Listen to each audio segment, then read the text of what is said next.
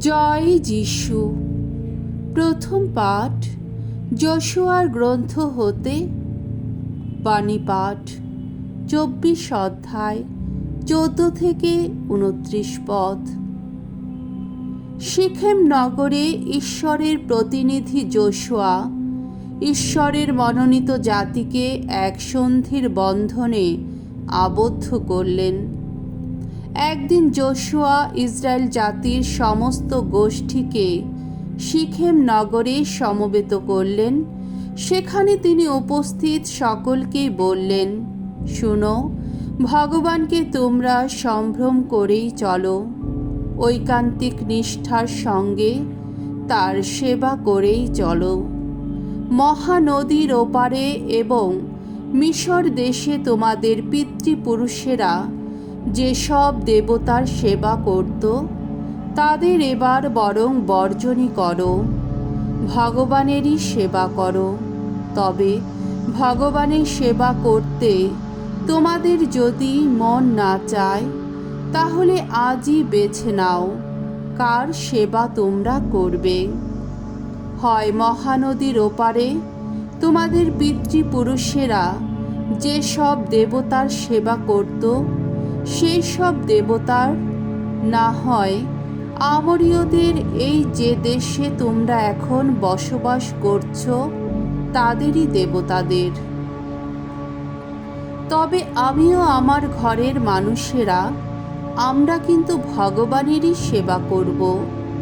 উত্তরে লোকেরা তখন বলে উঠল, ভগবানকে ছেড়ে অন্য দেবতাদের সেবা করার প্রশ্নই ওঠে না।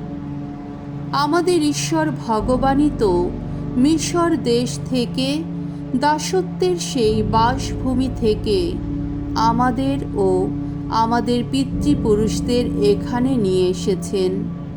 তিনি আমাদের চোখের সামনে ওই সব আশ্চর্য নিদর্শন কর্ম সম্পূর্ণ করেছেন এবং আমরা যে সমস্ত পথ অতিক্রম করে এসেছি, যে সমস্ত জাতির দেশ পার হয়ে এসেছি, সেই সব কোথাও তিনি তো আমাদের রক্ষা করেছেন। শুধু তাই নয়, ভগবান এখানকার সমস্ত জাতিকে এবং এই দেশের অধিবাসী যত আমোরীয়কে আমাদের সামনে থেকে তাড়িয়েও দিয়েছেন। তাই আমরাও ভগবানের সেবা করব, তিনি তো আমাদের ঈশ্বর।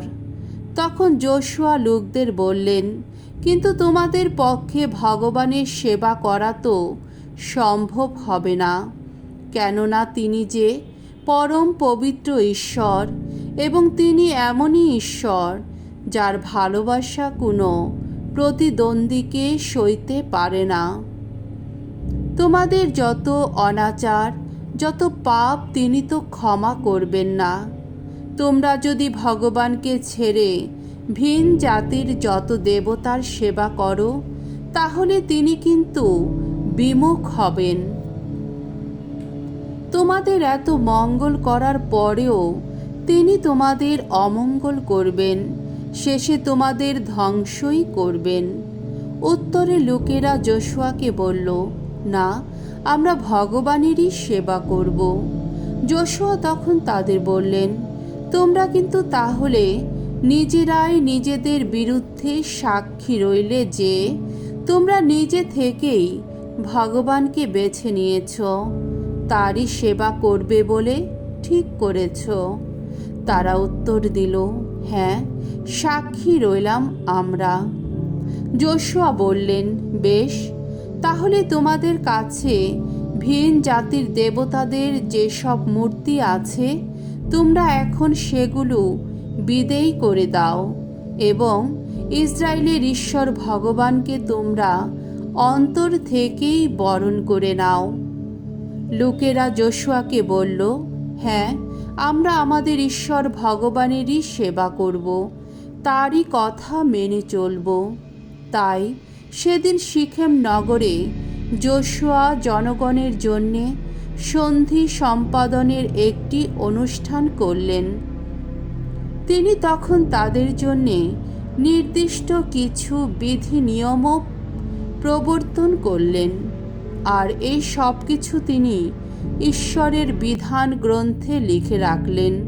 তারপর বেশ বড় একটি পাথর নিয়ে এসে তিনি সেইখানে ভগবানের পুণ্যালয়ের প্রাঙ্গণে যে ওক গাছটি ছিল তারই তলায় ওই পাথরটি দাঁড় করিয়ে রাখলেন। সেই সময় তিনি সকলকে বললেন, শুনো, এই পাথরটি এখানে আমাদের বিরুদ্ধে সাক্ষী হয়ে রইল। কেননা ভগবান এখানে আমাদের যা কিছু বলেছেন, এই পাথরটি তো তার প্রতিটি কথাই শুনেছে। সুতরাং যদি কোনোদিন তোমরা তোমাদের ঈশ্বরকে অস্বীকার করো, তাহলে এই পাথরটি তখন তোমাদের বিরুদ্ধে সাক্ষী দেবে। এরপর যোশুয়া সকলকে যার যার ভিটে মাটিতে ফিরে যেতে বললেন। এই সব ঘটনার পর নুনের পুত্র ভগবানের সেবক যোশুয়া এক সময় মারা গেলেন। তার বয়স তখন 110 বছর। প্রভুর বাণী। ঈশ্বরকে ধন্যবাদ। সাম সঙ্গীত 16 অধ্যায় 1 থেকে 2 পদ, 5 পদ, 7 থেকে 8 পদ এবং 11 পদ। ধো, প্রভু, তুমি আমার আনন্দ, তুমি আমার সুখ। নিরাপদে রাখো হে ঈশ্বর, আমি যে নিয়েছি ওগো তোমারই শরণ। ভগবানকে বলেছি আমি, তুমি আমার প্রভু, তুমি তো সম্পদ আমার। ওগো ভগবান, তুমি জীবন পাত্র আমার, রয়েছে তোমারই হাতে। ওগো আমার জীবন, আমার মরণ। ভগবানের বন্দনা করি আমি, আমার মন্ত্রণা দাতা তিনি। রাত্রিতেও শুনতে পাই বিবেকের বাণী। মনের সামনে আমি ভগবানকে রাখি অনুক্ষণ। আমার ডান পাশেই তিনি, তাই আমি কোনো কিছুতেই টলব না কখনো। আমাকে দেখাবে তুমি জীবনের পথ, আনন্দের পূর্ণতা তোমারই সান্নিধ্যে।